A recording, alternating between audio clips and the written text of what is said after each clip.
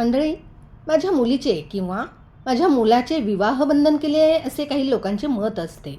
असे त्यांना तथाकथित जाणकार व्यक्तीने मनात भरवलेले असते.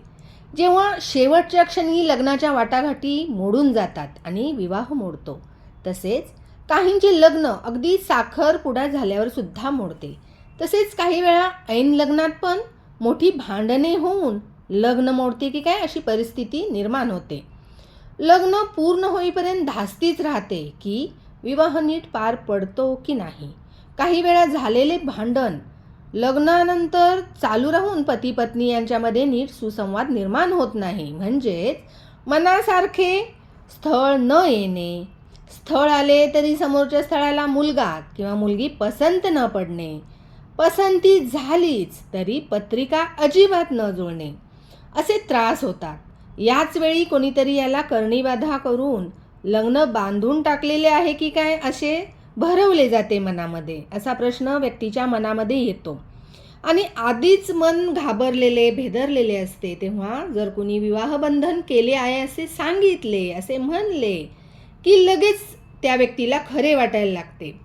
हा प्रकार फार फेमस आहे. तथाकथित जाणकार व्यक्तीला काहीच पत्रिकेमधील कळाले नाही की हे असे सांगून टाकले जाते, किंवा कुलदेवतेचा कोणता तरी नवस फेडायचा आहे असे सांगून क्लायंटला पार घुमवून टाकायचे, असं लोक काही करतात. मुळामध्ये लग्न बांधून वगैरे असं काहीही होत नाही. पत्रिकेमध्ये तसे स्ट्रॉंग योग यावे लागतात विवाहासाठी. तेव्हा सगळीकडून सगळं जमून येतं, मनासारखं सर्व घडतं. मुलींनी रुक्मिणी स्वयंवर वाचावे, तसेच केळीच्या झाडाची पूजा करावी, तसेच कुलस्वामिनीचे स्मरण पूजन करावे. कुलस्वामी कुलदेवतेला वर्षातून 1-2 वेळा नक्की जावे. अशा वेळी आपल्या मुलांचे किंवा मुलाचे किंवा मुलीचे विवाह होत नाही. अशा वेळी पालकांनी, मुलांच्या आईवडिलांनी काही उपाय करायचे आहेत. त्यापैकी आईने करण्याचे उपाय पुढील प्रमाणे आहेत. मंगळवारी, कोणत्याही मंगळवारी उपवर मुलाचे किंवा मुलीचे आईने आपल्या मुलाचा विवाह व्हावा यासाठी, विवाह योगासाठी हा उपाय करायचा आहे. एक नारळ शेंडीसकट घ्यायचं आहे, त्यावर ओल्या कुंकवाने स्वस्तिक काढायचे आहे.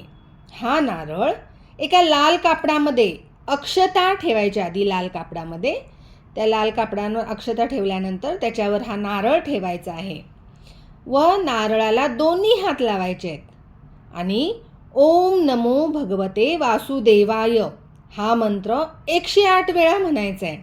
आता 108 वेळा कसं म्हणणार, 2 हात तर नारळाला लावलेले आहेत. मग अशा वेळी कोणाची तरी मदत घ्यायची, कोणाला तरी माळ, जपाची माळ घ्यायला लावायची आणि आपण 108 वेळा हा मंत्र म्हणायचा आहे. आपले दोन्ही हात नारळावर असल्यामुळे दुसऱ्याची मदत आपल्याला घ्यायची आहे. जवळपास जपमाळ घेऊन बसवायचा आणि मंत्र म्हणताना आपली इच्छा देवाला मनात बोलून दाखवायची आहे. मुलाचे किंवा मुलीचे लग्न किती दिवसात व्हावे याबाबत देवाला प्रार्थना करायची. मग या नारळाला नंतर मंत्र म्हणून झाल्यानंतर नारळाला दिवा आणि उदबत्तीने ओवाळायचे आहे आणि त्यानंतर ओम गम गणपतये नमः हा मंत्र 5 वेळा म्हणायचा आहे. त्यानंतर आपल्या कुलदेवतेचे स्मरण, कुलदेवता किंवा कुलदेवी ह्या दोघांचेही स्मरण केले तरी उत्तम आहे. मग त्यांचा मंत्र म्हणायचा आहे, तो मंत्र म्हणावा. आपला जो कोणी कुलस्वामी असेल, कुलस्वामिनी असेल, त्यांचा आपण हा मंत्र म्हणायचा आहे. हा मंत्र म्हणून झाल्यानंतर, ही पूजा झाल्यावर हा नारळ त्याच लाल कापडामध्ये बांधून ठेवायचा आहे व कोणाला दिसणार नाही अशा रीतीने घरात लटकवून किंवा घरात एखाद्या ठिकाणी ठेवून द्यायचं आहे.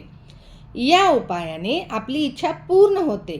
त्यानंतर हा नारळ इच्छा पूर्ण झाल्यानंतर, इच्छा पूर्ण होईपर्यंत नारळ ठेवायचा आहे आणि इच्छा जेव्हा पूर्ण होईल त्यानंतर हा नारळ वाहत्या पाण्यामध्ये सोडायचा आहे. धन्यवाद.